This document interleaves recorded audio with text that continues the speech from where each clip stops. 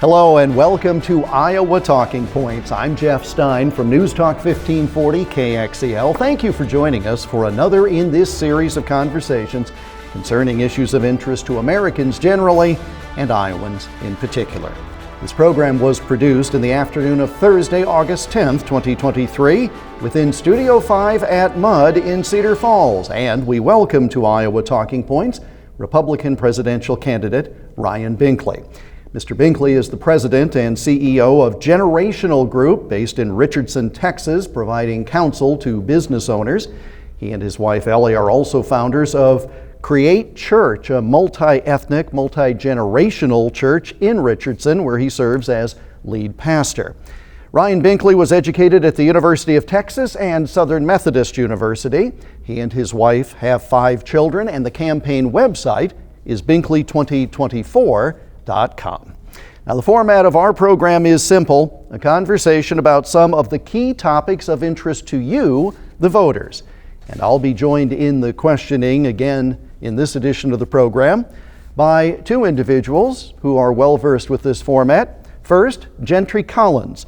Mr. Collins is CEO of the American Free Enterprise Chamber of Commerce. Gentry, welcome. And Rob Mudd. Mr. Mudd is Chief Futurist at Mudd Advertising. Welcome to you, Rob. Now, the idea of our program is to discuss a variety of issues dating back to the candidates' background, their plans for the future, and for you to hear all of this in an extended conversation free from short sound bites and interruptions. And so I'll begin by asking you, Pastor, tell us what brought you to this point where you are sitting with us just a few months before a presidential caucus in Cedar Falls, Iowa, running to be leader of the free world. Well, thank you, Jeff, for having me here, and thank you as well. This decision came to me really about 2 years ago, but the first thoughts came about 8 years ago. I'm a business owner. I run a merger and acquisition investment bank, financial services, wealth management company in Dallas, Texas, and I'm also a senior pastor of a church. So my life is busy. We have 5 kids, 13 to 23 years old, and politics is never in my lifelong dreams or plans. But about 8 years ago, I had a word from God and some dreams that talked about this very journey that we're on today. And as you would imagine, if you had something come that way, when your direction of your life is totally different, you're really caught off guard. But I just began praying about them over the years, and over the years, they kept coming back and back and back. And furthermore, specific words and messages that have been burning in my heart for our country as I've seen us just continue to struggle economically, struggle financially, and struggle culturally. Right now, our country is so broken. We're broken in every way. And I feel like God has a great plan for our country. And so my message is for our country to have a spiritual revival and an economic revival. And I actually have some plans for us to get there and to join together to unify our country. So that's how it came. About 2.5 years ago, we really stepped further into it. And then April of this year, we launched the campaign. We've been here in Iowa, 60 counties already and counting. And so we're making the journey, sharing with America our story. People in Iowa have seen your television commercials. You've joined me on the radio. Mm-hmm. You've not been an absent candidate by any stretch. And as we are talking in August, you're going to be spending about as much time at the state fair as the butter cow, I think. But before we get to the specifics of things like the economy, et cetera, as I understand it, your position is before we can start talking about those specifics, international policy, et cetera, we have to get back to who we are as a people. Elaborate a bit on your vision for that as to how you can restore that foundation. Well, Abraham Lincoln said it this way. He said, America will never be destroyed from the outside. If we stumble and lose our freedoms, it will be because we destroyed ourselves. Mm-hmm. We are at a place right now where we've never had this level of disunity and division in my lifetime the way we have it right now. Right now, the goal of every party is to see the other leading party, whoever's in office, fail, instead of us looking at each other as a team. You know, I played football when I was in high school. We had a high school coach, a football coach, and special teams coach. We had quarterback, offense, defense, special teams. But we're all on the same team. America doesn't see ourselves in Washington as being on the same team that's leading our country to serve the citizens. You know, these first 3 words we have in our Constitution called "We the People" meant that this Constitution, the government was there to serve the people. And we've gotten off that base, and I want to bring us back to that message of we the people. They're there to serve us, and we are there as government leaders to serve the people of the United States, and we should be on the same team and working towards solutions that impact everybody.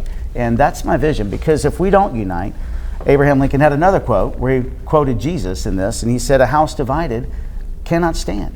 So it feels to me we're almost like one of those rubber bands you pull across and you see it getting white, when it's about to break. It would take just something small, I think, to continually fracture us further apart, and we're not ready for the problems of the future. We're not handling the problems today very well, and we're certainly not ready for anything significant. I need to see us get there. God needs to see us get there. I think we all know in our heart something has to shift, and this is what we're telling America. We have to unify. We need to quit the division. We need to start focusing on big things that affect all Americans, not just right and left, and start on that journey together. So how do you as president do that? Obviously you have the power of the bully pulpit, but you are coming in from the outside. You have no idea what party will control what chamber of Congress. And regardless of the outcome, and I hate to say this, but regardless of who wins the next election, this will still be a country divided. So what skills do you possess that will lead us to get where you want to be? Well, as I said earlier, I'm a businessman, but I'm also a pastor. So I see things through two lenses. One, the financial systems that are really broken. We can dive into that in a little bit. But I need to communicate to America, why do we need to come together? If I don't tell them the why, well, the why and the consequences of our current path are detrimental. So if I never tell you the why, if we keep going down, why would we change? Well, if we don't change, we could have an economic collapse that could be very significant to what we saw in 2008 or even further back to the Great Depression. I think we are the foundation of our country with the debt we have. We're likely setting the next generation up with the weakest economic foundation because of our debt and the inability for us to pay it with cash. We have to borrow money to make every interest payment we make. If we don't fix this, we're going to be very fragile, and more so in the next 5 to 8 years. I know that's true. I've got to tell America we have to fix this. We have to unite together, but let's do it together.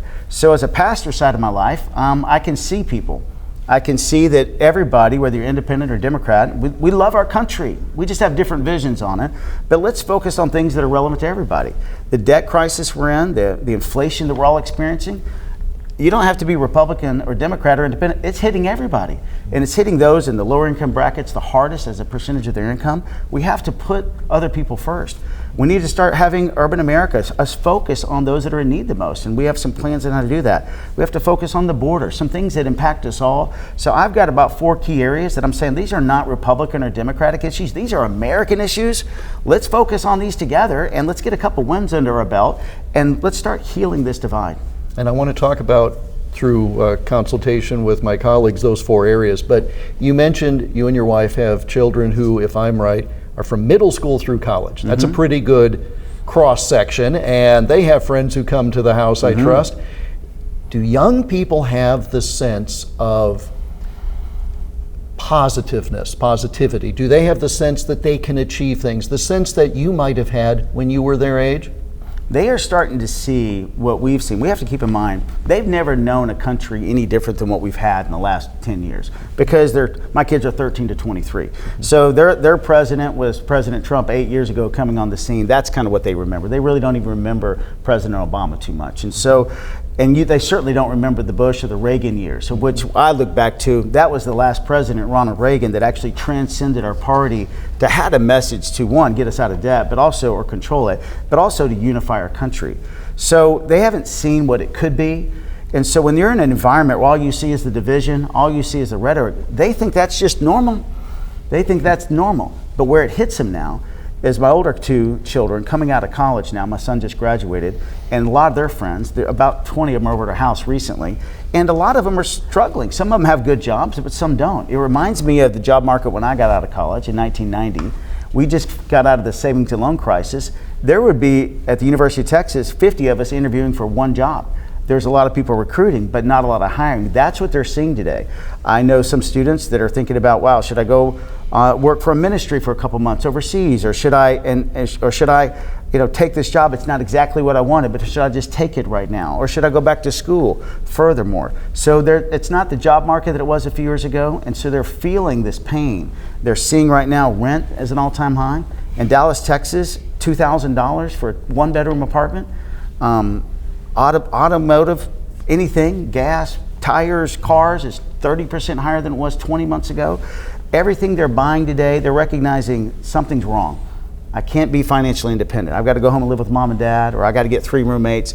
So now's the opportunity for us, because college students have not been voting Republican. They haven't been resonating with our message. 70% voted for Joe Biden in the last election. This is our time to go, this is what socialism does. This is what the dog pile of debt does. It makes inflation soar. Now you're seeing it. Let's talk. Let me share with you what debt is. And most college students don't know. If they haven't taken a macroeconomics class, if they haven't taken a finance class, and they don't know what the monetary policy is and how it's hand tied with a bad fiscal policy, if they don't understand that, it's hard to. But we're starting to communicate it, and we're going to win some over. Questions now from Gentry Collins. So, Mr. Binkley, thanks for being here. I love what you're doing, and we appreciate your time. I want to build on this question about next generation Americans. So we spent a lot of time working on American free enterprise and reinvigorating, protecting American free enterprise as it faces more threats today, culturally and politically than ever before. And I think one of the great untold stories is how much human flourishing came out of one American century when American free enterprise really led the world economically, right? In fact, we call it the American century.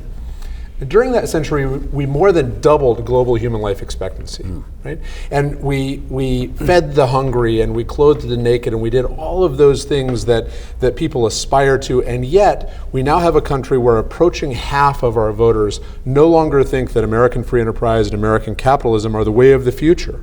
How would a Binkley administration reinvigorate a sense of human flourishing and ascendancy and hopefulness around the free enterprise system that did so much for us in the last century? Well, first thing, we have to start engaging young people and recognizing how important they are to the future of our country.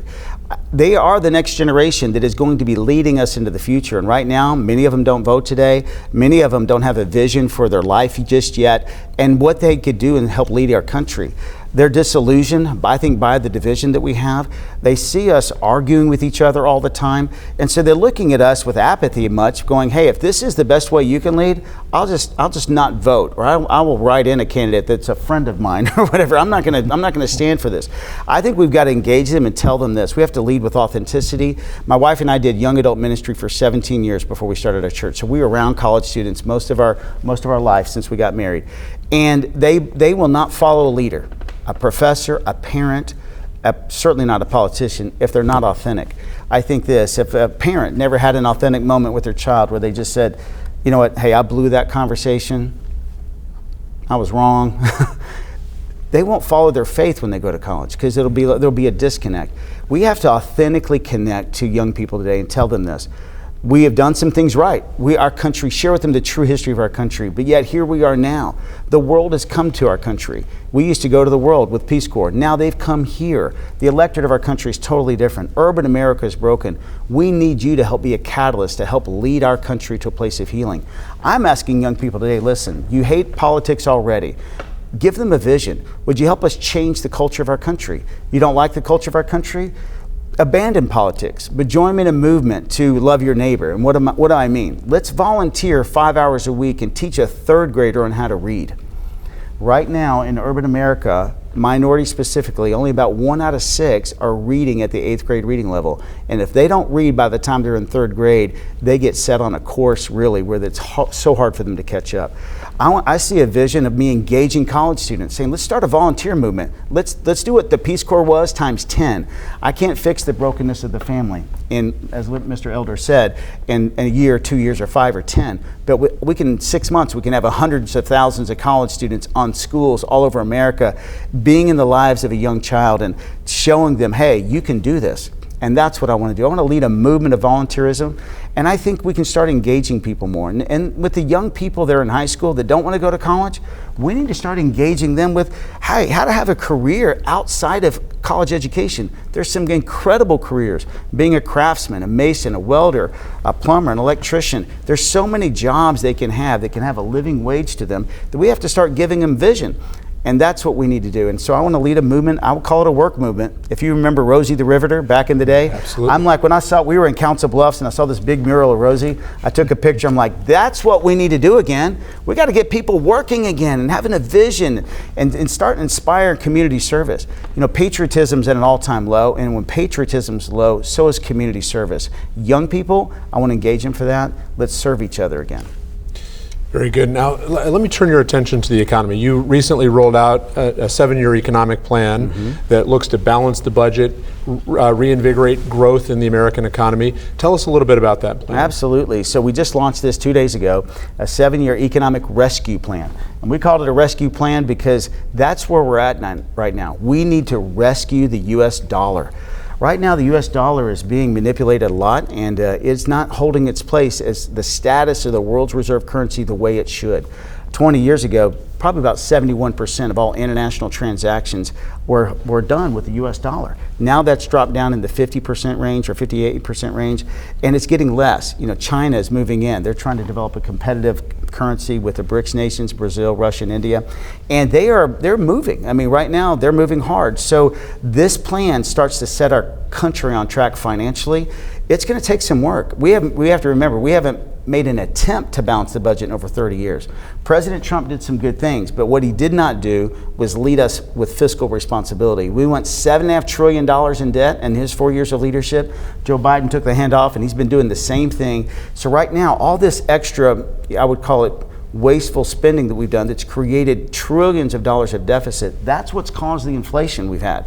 So Republicans have been just as responsible, and we all need to know this. America needs to know this, that Republicans have been just as responsible for the inflation we have today than Democrats have. We've spent money just on different things. I've not heard President Trump or any president in the last 20 years call for a balanced budget. And so when we don't lead this way, we get the results, which is high inflation. So that's what our plan does. It puts together a roadmap. There's some details in it. Bottom line is it comes close to freezing spending at today's levels, but not across the board. We freeze some things, we cut some things, and we peg like Social Security to GDP instead of having automatic risers in it. This is what's exploding our country, is the social welfare programs are rising automatically every year. So we have to bring truth in budgeting, come back every year and say, how much can we spend on this? Right now we spend $6.2 trillion a year. We bring in 4.9. So you implement this plan in your first term. Let's say you're running for re-election in 4 years. What can the country expect? What will the fruits of this plan look like in 4 years? What can we hold you accountable to in 4 years? You know, it's going to take leadership. I'm going to have to look in the camera of the American people and say, this is why we need to change. I'm going to have to lead Democrats and independents to buy into this. Republicans cannot solve this budget crisis on our own. So we're going to have to lead this together. I think we should see inflation stop right away. So the part of it is to rescue Social Security, rescue us from inflation, and rescue the dollar. Inflation is the biggest tax on everyone, especially those in middle class and lower income stratas, because we all pay the same gas tax, we all pay the same, car repairs, but it hits them much higher as a percentage of their income. So we have to tell everybody this. We have to stop doing what we're doing, because right now we're on two paths that we can take. One, I would call this expansionary, possible hyperinflation in the next 5 to 8 years. Or we're going to get on a roadmap to a balanced budget. It's one way or the other. When you keep spending way beyond your means, there's only one thing to do. That's to print more money. And when we print more money, that's going to cause inflation. So 4 years from now, inflation should be under control. 4 years from now, the dollar should be secure. 4 years from now, we should be able to have a plan. I think that Social Security is in a more healthy spot than it is today. 10 years from now, I'm 55. I will receive 78% of what current recipients are receiving unless we make some changes. We have to save Social Security for the next generation, and so that's what this is about. And the questioning continues, led by Rob Mudd. So the car business is pretty important to my family's business. Mudd Advertising, we work with car dealerships across the country. And one of the problems or challenges that we face here in the United States is the impact that China has on the automotive space, as well as many other industries. How are you going to protect us from China? How are you going to lead us in engaging business-wise with China? How are we going to protect the monetary system that they influence? How are we going to protect our farmland? How are we going to protect Americans from what seems to be a Chinese push to come to America? It's so important that we do the first thing we talked about first, because if we're not strong financially, we'll never be able to lead well internationally. Right now, China is trying to be the number one, economic power in the world. And they are strong, but they're not as strong as us. And they never will be, I don't think, if we continue to do things right. If we continue on the path we're on, we could be in a lot of trouble. Right now, though, they have a play. Their play is to help, I think, remove the dollar from being the world's reserve currency. Not only are they developing relationships with Brazil, Russia, and India, also Eastern Europe and Africa and Latin America. So they're there building, not just trading, they're the top trade partner with over 110 countries right now. But they are building ports and relationships. They're deep into their infrastructure. Now, what that means is that we're not going to be able to hold them accountable. If they're not using the dollar as the world's reserve currency, our sanctions don't work on these different nations out there. And so if China decides to make a move on Taiwan, who's going to stop them? We can try, but then when we try and get other nations to stand up to them, China will just tell them, hey, you owe me money, I'm in your pocketbook. So they're not going to listen. Right now, I went to China 20 years ago. We were there with our MBA group from SMU and a lot of other business leaders. About 100 of us went. China was inviting us. We visited Beijing, Shanghai, several other cities, and they were inviting us for investment. I mean, they're courting us. Today, they won't even return the phone call of the President of the United States of America. So they're ignoring us, they're moving past us. So what we have to do is get our house in order. They have about a 45% debt to GDP ratio. Ours is 120%. So they're loaning money, we're borrowing money. We have to be strong again, and when we're strong, they'll listen to us. And then I'll implement fair trade. Fair trade is, China, if I can't buy land in your country, you can't buy land in mine. So they'll never be able to buy farmland here in Iowa again, especially as a majority partner. They should never have been able to do that. We can't do it in their country. No, sir. 20 years ago, they made that very clear. Yep. We couldn't invest in the business and be the majority partner, and they still won't allow it. So fair trade to me means the same thing here. They don't need to be buying a majority of companies, and certainly not land here.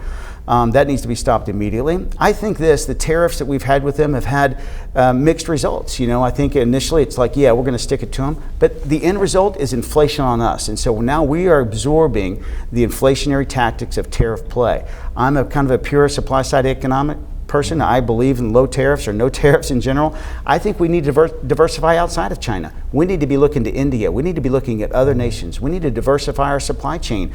We are so dependent on them. We need to move beyond them. They've moved beyond us. We need to move beyond them. We need to be talking to every shoe manufacturer, clothing manufacturer, electronic manufacturer.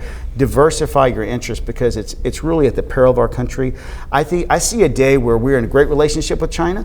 I see a day where we're trading fair. They can be strong. We can be the strongest, though, but we have to get our house in order financially. So I too was over in China back in 2014 and 15, and you've probably read the book, The 100-Year March. And President Xi has vowed that he is going to make that become reality. And what reality in that book means is total domination of the West. So I believe the same thing when I was visiting those folks over there, that there could be working relations. I don't believe that any longer at all. After my time there and spending and working with them, they have different ways of doing that we are not wise to. So I think that'll be a challenge for you. They're on the move. They're putting bases, or want to put a base down in Cuba. They've got them in Central America. So I wish you the best with that, but I think they're the number one problem that the United States faces today. There's no question, and that's why we have to be strong. And when we're strong, we can actually develop these relationships. We've got the strongest currency. We're the world's leading economic power. Their people are still struggling. This is what we have to understand about China. Yeah. Even though they're loaning money, their people are not prospering right now. Who knows what kind of uprising could happen in China? And well, they got about a 10-year window, and you're going to see. Xi Jinping may not be there forever either. Yeah. So at the end of the day, all we have to do is do the right thing. God is with us. We start leading with integrity. We do the right thing, and we lead with strength. And all of a sudden, we're going to have the right relationships, and they're not going to be able to push us around at all. In fact, it'll be the other way around. They will have to listen to us, because the U.S. dollar is still the strongest reserve currency in the world. We just have to maintain its strength. We got downgraded this past week. for the second time in U.S. history. I think we had 10 banks get downgraded the other day by Moody's. This is what I'm telling America. We're in more trouble than what we think. Let's wake up. Let's quit acting like it's no big deal. The problem I have is Janet Yellen comes out the day after we get downgraded. Oh, there's nothing to see here. Well, they said the same thing when First Republic got taken over. I'm in the M&A business. We've closed over 1,400 businesses. We've helped over 1,400 companies merge with other companies in the last 20 years. I have never seen one done in the middle of the night, like JP Morgan bought First Republic. In the dark of night, probably only Joe Biden and his team knew about it or knew the deal of it, and all of a sudden now they're saying everything's okay. Well, everything's not okay. We are the consumers. We are the citizens of the United States. We weren't aware of what was happening. When's the last time we've seen public companies be bought by other public companies without anybody knowing about it? So we're in trouble. We're in more trouble than what we know, but we can fix it. But we can't keep doing the same thing we've been doing. We can't put the same leaders in there, Republicans and Democrats. Like I said earlier, you look at the top leading candidates in our party right now today. It doesn't matter who it is. I could go down the list. DeSantis, none of them talk about a balanced budget. And if we're not going to lead economically, what are we doing? We absolutely, and you can't just grow your way out. We have to make some smart decisions and tough decisions. I tell America, it's like this. The federal government's never seen a tree limb that needs to be pruned. You know, they got a dead limb hanging on for 50 years with one leaf on it going, that's fantastic. We have to get back to doing what every business does, what yours has done, what mine has done. We have to cut some things that aren't working so we can invest in some things that are. And when we do, we will prosper again. And I believe this, when we start putting God first, we start trusting each other again, we will continue to be the most charitable country in the world. I believe when we do this, we'll have God's attention. Some of the things we're facing, I think, you know, we need the hand of God back in our country. We need God shining on us again. And I think that the moments we're in is we're making decisions and how we're going to do that. You know, one of the places that it seems to me we're giving away to China some of the advantages that we've had is when it comes to electrification mandates. Mm-hmm. As we think about what's happening in the vehicle fleet around the country, the Biden administration is actively trying to implement internal combustion engine bans, electrification mandates. They're doing it through the back door, not only in EPA regulations, but IRS and Treasury regulations and Department of Energy regulations. They're relying on CARB, the California board that has some of these powers as well, to regulate the internal combustion engine out of existence, literally out of existence. And yet most Americans don't know it's happening. As of January 1st of 2024, fleet operators in the state of California are not legally allowed to purchase internal combustion engines to replace their existing fleet. And yet there is no estimate, even in the Biden administration itself, that the country is ready for that kind of transition. When you become president, how do you think about the demand in the country and the marketplace to begin to be more responsible in terms of carbon output, and yet to make that transition in a way that's economically sustainable and that does not advantage global adversaries like China? Well, we have to understand, first of all, that America has to be energy independent. Otherwise, we'll never be able to free our economy. So some of these regulations are overbearing. We cannot sustain, we don't have the grid to support this anyway. So this is a little bit of imaginary dream that President Biden has in order to have everybody drive electric cars or to get rid of these combustion engines. We have to use every bit of fossil fuels, every bit of renewable fuels that are available to us today to be efficient, but we need to be an exporter of energy.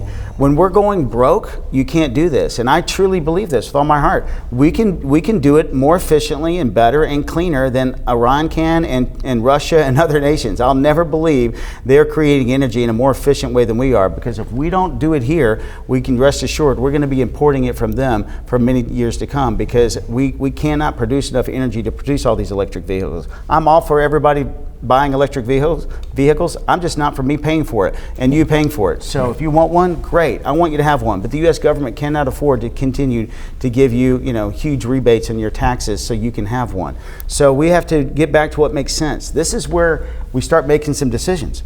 We have to be energy independent. We have to fix healthcare. Healthcare is eating away our economy. We have to make smart decisions. We have to invest in urban America. We've got to move beyond this culture crisis we are on by letting the theology of climate, we'll call it that, dictate how we're leading with wisdom in our finances, but also wisdom for the next generation. We're stewards of this, and we have to steward it well. We are midway through this Iowa Talking Points conversation with Republican presidential candidate Ryan Binkley. The website is binkley2024.com. We'll take a short break so you can go to that website and continue with Iowa Talking Points in a moment.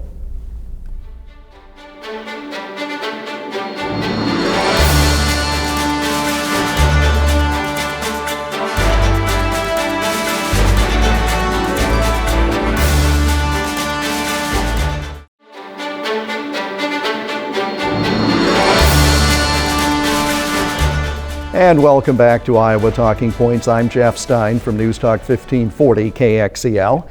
In today's edition of the program, which was produced on Thursday, August 10, 2023, we're in conversation with businessman and pastor, Republican presidential candidate Ryan Binkley. And I want to start this portion by picking up on something that was discussed in the last half. Of the two, what's the greatest threat, China or Russia? I think China, for sure. Right now we're in a war with Ukraine and are joining them in this fight against Russia. I think that when you look at the global peace, though, China's the one that's actually trying to influence and really hurt our country the most. When we are standing against these forces, though, they could be much more connected than we ever know. And it's going to take leadership to lead us out of this war that we're in today, and it's going to take leadership to lead us in a stronger relationship as we compete with China. But I think China, for sure. Is the American attention to Ukraine, in essence, I don't want to say a diversion, but is it keeping people's attention away from China? In other words, we're paying so much attention to the active conflict that we are at risk of missing what's the more dangerous threat overall? I think so, for sure. So I really believe this, that, I'm one of these people that truly loves the fact that our country stands for liberty and stands for freedom. My wife, she's from South Korea. She immigrated here in the early 70s. Her dad was interpreter for General Trudeau in the Korean conflict, and our country made many great sacrifices for the freedom of South Korea. Who knows what that whole Eastern world would look like if South Korea wasn't here today as an independent, democratic nation the way it is today. So we don't understand that, may never know the benefits of that until we get to heaven of all what that meant. Tremendous sacrifices. Ukraine's another one of these situations. It looks different a little bit, but I'm not for Putin running through Eastern Europe trying to rebuild the Soviet bloc, and I would stand with Ukraine in this. But at the same time, America does not need to be in a long, seemingly unending war either. So we are paying the most of this. We need to be leading NATO strongly to be paying a greater portion of their fair share immediately. And we need to be leading Ukraine and Zelensky and Putin to get together with other NATO leaders and end this war. I really think this. I've heard other Republican leaders say, well, we're weakening China as we get in this, weakening Russia as we're in this war. And I'm like, no, China's getting stronger right now. We are the ones spending money on bullets and ammunition and weaponry out there. And not only that, we're borrowing money for every bullet we spend. We have to remind ourselves of that. And then we are weakening ourselves. And so I believe in a strong, independent, and free Ukraine, but I believe we need to end this war with peace and diplomacy and strength as quickly as we can. I suggested prior to the break that people go to binkley2024.com, and when they do, you have outlined, we alluded to this earlier, you've outlined 4 basic categories of things that we need to pay attention to, some of which you have talked about, but just identify, if you would, the 4 main pillars of what a Binkley administration would focus on. Absolutely. Well, we are really strong economically, so we have to focus on, as we talked about earlier, we have to be free economically, and we can't get free until we start to have a healthy economy with a roadmap to a balanced budget. The secondly is, and we can't get there unless we reform healthcare. So I want to lead the first ever, I think, Republican-led healthcare plan. Republicans have been backed off and let Democrats lead in healthcare and in the immigration border. This third is the immigration border crisis. And then the fourth would be urban America renewal and education. So if I just dove into these things, the next one, I think, because it truly supports us where we are economically, and we have to fix it, is this huge problem with the medical industrial complex. It is big. We've heard of the military industrial complex. This is much bigger. And the reason is because it's eating away our country. financially. Right now, it has 40% higher inflation than regular inflation for the last 20 years. And both Democrats and Republicans, we get bought off. Lobbyists are buying off legislators. 2/3 of legislators receive money from Big Pharma. I was in Florida the other week at a big conference, and some people asked me, Ryan, would you sign this, big tech pledge? Don't take any money from big tech. And I'm like, okay, sure, but can you add Big Pharma to it? Because this is where our money's going. Right now, we are spending 250% more than any other nation in the world on pharmaceutical drugs. And the reason is we get patent extensions. So my healthcare reform plan, what it would do is it would actually demonopolize health insurance exchanges, demonopolize healthcare providers.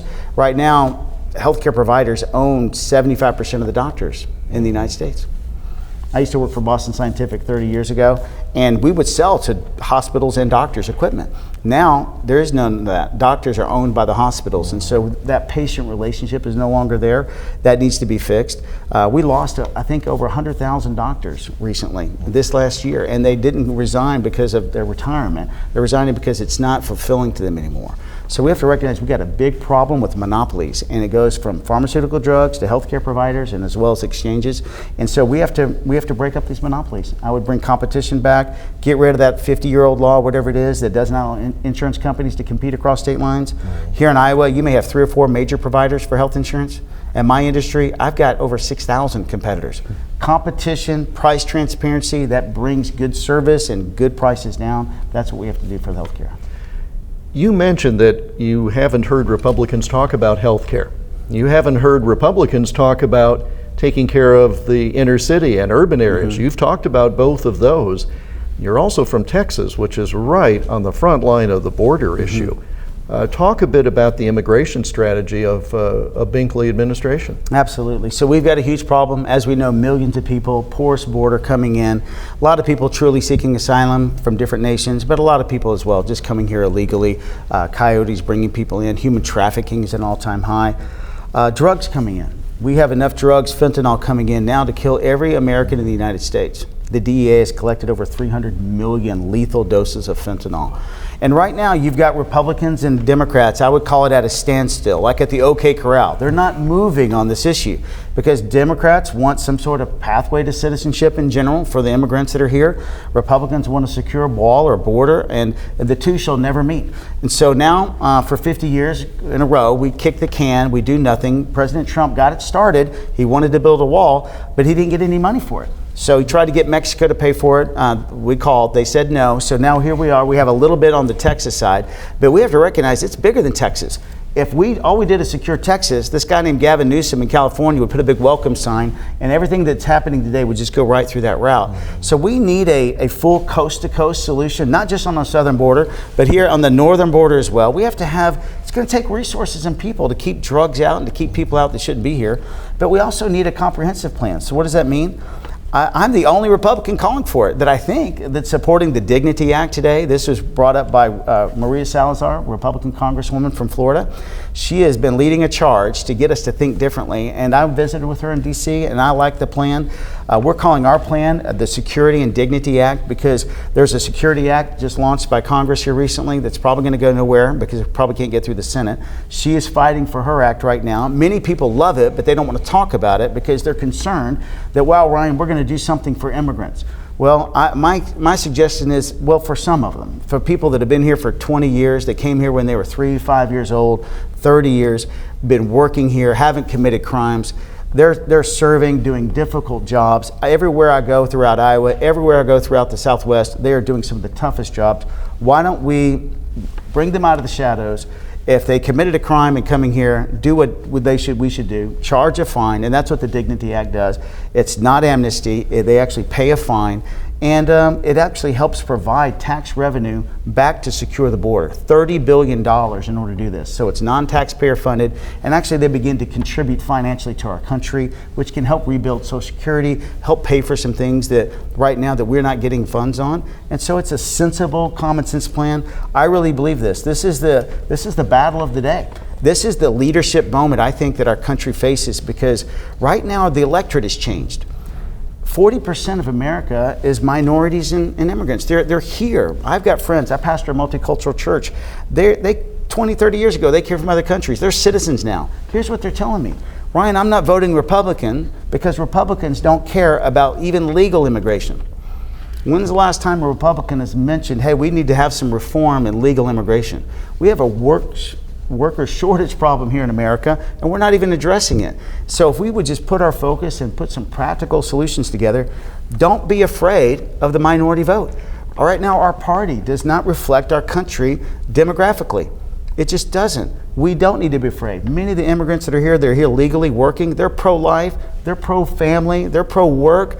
They will vote for us. We just need to connect to their hearts. And this plan allows us, I think, to thread the needle, do the right thing, secure our border from coast to coast, keep drugs out, stop human trafficking, and let's just lead again. I was in Florida talking to Turning Point in a big Trump crowd. And I was like, listen, we've never truly led on immigration. Not one time. It's time for Republicans to lead again. Can we just lead?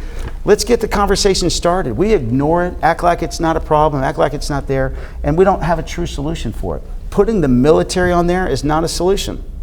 It's called a Band-Aid. If I want to put the military there, that's as good as until a Democrat's in office and then they're out 1 year later. Not even that, 1 month later. So we have to come up with a real solution. Otherwise, we're not really leading. The next 5 minutes of our conversation to be led by Rob Mudd of Mudd Advertising. So we're fortunate a couple months back to have Vivek Rashashami on this stage, and some questions came up about decentralizing DC. And one of the things that he mentioned is he'd wipe out all the agencies, and that got, hey, that sounds neat or interesting at least. What do you think about DC and decentralizing all the agencies? Well, first of all, I'm for decentralizing. I think that could be beneficial. One good way to drain the swamp is to get people out of there. But let's talk about this bigger concept of defunding, I'll call it, agencies that we don't like. We've got a problem. We've got literally a problem with, right now, the FBI and the Department of Justice. The American people think there's two systems of justice here, one for Republicans, one for Democrats. That looks like that's being played out a bit. But at the end of the day, because there is some corrupt people and leaders or people that aren't leading well in the FBI or another department, that doesn't mean I need to get rid of the whole department. I've got 5 companies in my business, and if I've got a bad leader, I don't fire every employee in the company. You know what I do? I get a new leader, and I put a new leader in place that shares our values, and that's what we need to do. We need to lead again. We need to have leadership in all these 15 departments underneath the White House that have integrity, that are leading by core values that we all share. And really demonstrate those throughout the entire department, that if a leader comes in and asks you to do something illegally, spy on somebody that's breaking the law, well, you have the chance to throw the yellow flag and come up and see us and disclose that, because we have to have trust with the leadership of our country, and right now a lot of people don't. So I'm not for firing everybody. I am actually for leading well, and I think that's what we should do. Certainly some of these areas need to be trimmed. They need to be cut. That's going to be part of our plan. Non-defense discretionary spending needs to be cut as part of our financial plan, but not in half, at some level, 2 to 5%, most of these departments, and then we can balance the budget, but it needs leadership. Wouldn't you think that the military will need more money when the next turnaround? We've been depleted through what we're stepping up for the Ukrainians. Trump came in, he spent a lot of money on the military, rebuilt it up, and now it's deflated again. Will the next president, yourself or whomever that might be, have to come in and rebuild that up again? Yes, of course we need to rebuild it. In fact, we're going to have a pro-growth tax policy as well. So we're going to grow the economy. When I'm talking about cutting, I'm not talking about austerity. I'm talking about just pruning some things that need to be cut so we can grow and then have a tax plan that's beneficial. We need to extend the Tax Cut and Jobs Act and actually probably level out the tax plan overall, but long term. But at the end of the day, we're still going to have a lot of growth. When we make smart decisions, we're going to grow again. We'll have money for our military. We need to invest in it, make sure that we're securing ourselves around the nation. And then we can do things right for our citizens here. The last plan we're talking about is, what's the American Republican message to the urban America, to the poor? What is the Republican message? Donald Trump lost 46% 46 of the top 50 cities by population. He only won 46% of the vote. So we're not resonating with urban America. They're not listening to us today. The Republican Party's not at the table, but I think we can be. We need to start really job training, start getting back vocational trades, teach people on how to really just do this, start working again. I want to start that movement again, and then have volunteers come in like we talked about earlier. But when we do this together, we can truly change the culture of our country, see people thrive again. We'll have money again. We don't have to have everybody on government assistance that's struggling. We can start teaching them to work again, and that's our vision. And I really believe this. We're going to have the money to secure our military. We'll have the money to start working down debt. We'll have the money to secure it for the next generation. If we don't do this now, if we don't fix this economy now for the next generation, I really believe this. We're going to be known as the generation, I'm 55, that prospered the most but sacrificed the least. We've had more wealth come in our generation than probably the previous two combined. So here we are. All we have to do is balance the budget, hand it off to the next generation with some health and opportunity. And right now we're not doing that. That's our job. That's what I want to do. 5 minutes of questioning now, led by Gentry Collins of the American Free Enterprise Chamber of Commerce. So I want to play off some of these questions about decentralizing Washington, D.C., something that most Republicans will embrace some form of. And yet it seems to me that there's a fundamental challenge here, which is that we've got a recalcitrant Congress, regardless of who controls it. It'll be closely divided, I think, by any measurement. And so the way that recent presidents have dealt with that problem is by a proliferation in the number of federal rules. I think from 1996 until today, we've grown from 9,200 federal rules. Back when, I think the day that Bill Clinton said the era of big government is over, we had 9,200 federal rules or thereabouts on the books. Today we have something like 110,000, from 9,200 to 110,000 federal rules. And no administration since 2000, Republican or Democratic, has gone through a year where they've introduced fewer than 3,000 new final federal rules. So we're a little bit at odds. How does a new president stop that trend and stop piling regulations on the American people and start working with Congress again so that our constitutional republic works as intended? I think department by department, I want to take, and I'm talking about all the 15 departments, whether it be Department of Agriculture, Department of Education, Transportation, you name it. We have to take a lean manufacturing process through these. I'm a businessman. I'm going to go through each one, figure out how many jobs are needed, what regulations are there that are good, which ones need to go. We actually have to start leading again to free up our economy.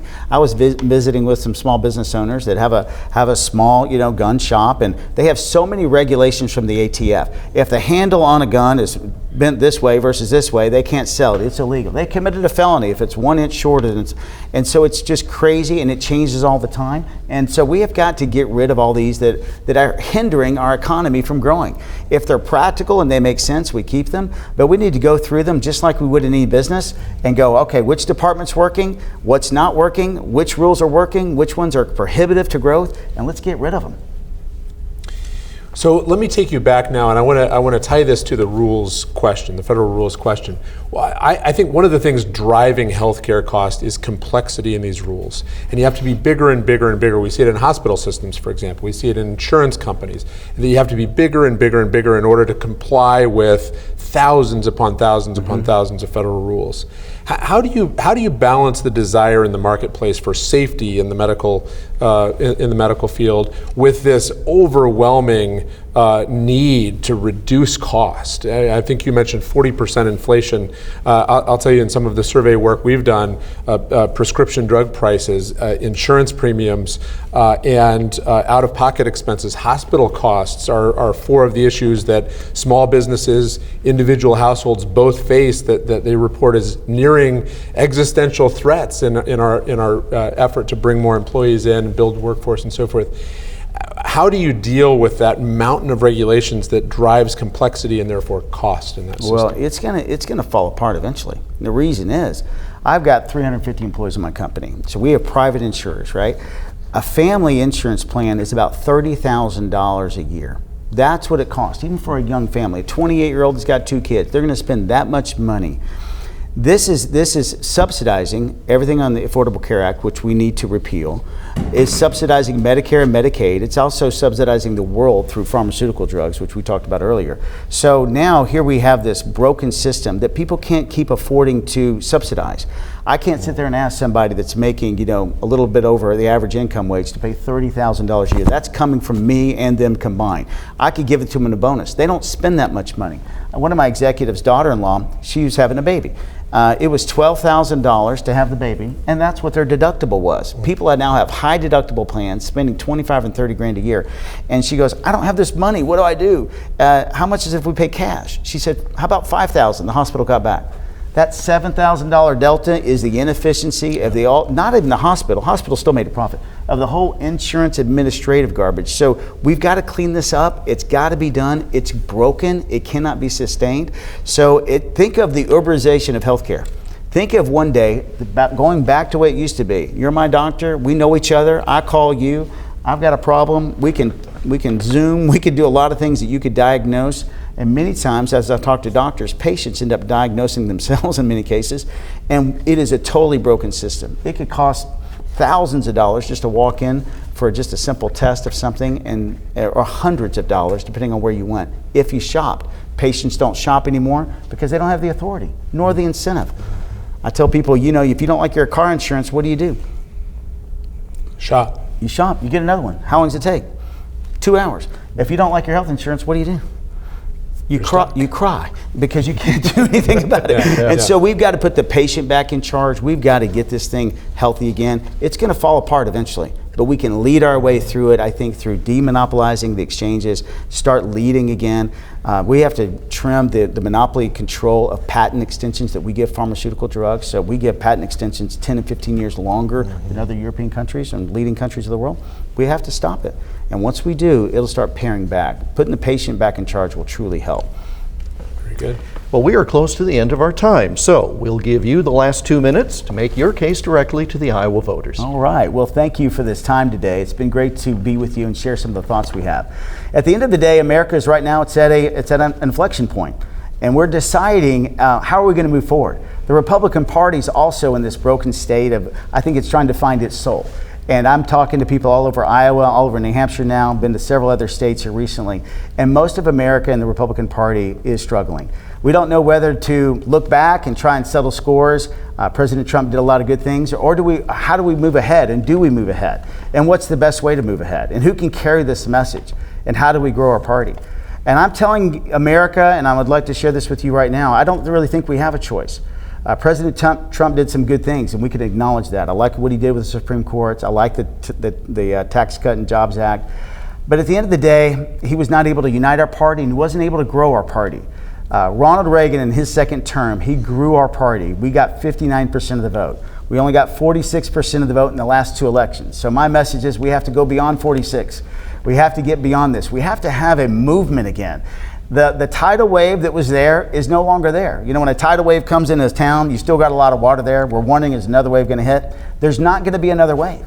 The next wave that's coming is a movement of the Republican Party to reach out to the poor, a true message of a Republican alternative against socialism, us to win the hearts and minds of independents. They're being pulled in all different directions. Let's lead again. Let's lead in insurance reform. Let's lead in healthcare reform. Let's lead in immigration reform. And we can do this. And when we unify our country and no longer vilify each other, but recognize this, we're all on the same team. We're all Americans. And really, we're all one family. I tell people this, I'm a Christian, so I believe in God. I believe we all have the same Father. And if we all have the same Father, then truly we're all brothers and sisters. Let's treat each other as family. Let's move ahead, because when we see each other as Americans first, and we start putting decisions together that impact us all, we'll make the right ones for our country. As president, I want to help lead our country into the greatest place of unity, strength, and prosperity that we've ever had. But I can only do it with God on our side and us trusting each other again. That's the call that I have right now, and thank you for your support, and thank you for praying for us. Thank you, Ryan Binkley, for being here today. And that brings us to a close of this Iowa Talking Points program featuring a conversation with Republican presidential candidate Ryan Binkley. Now, you can learn more at the campaign website. It's binkley2024.com. And today's program was produced on Thursday, August 10th within the Studio 5 at Mudd in Cedar Falls. Thanks as always to our panelists, Gentry Collins, CEO of the American Free Enterprise Chamber of Commerce, and Rob Mudd, Chief Futurist at Mudd Advertising. Go to iowatalkingpoints.com for more information on future events, which will be live streamed and available via video on demand at iowatalkingpoints.tv and aired on News Talk 1540 KXEL. I'm Jeff Stein. Thank you for joining us for this edition of Iowa Talking Points.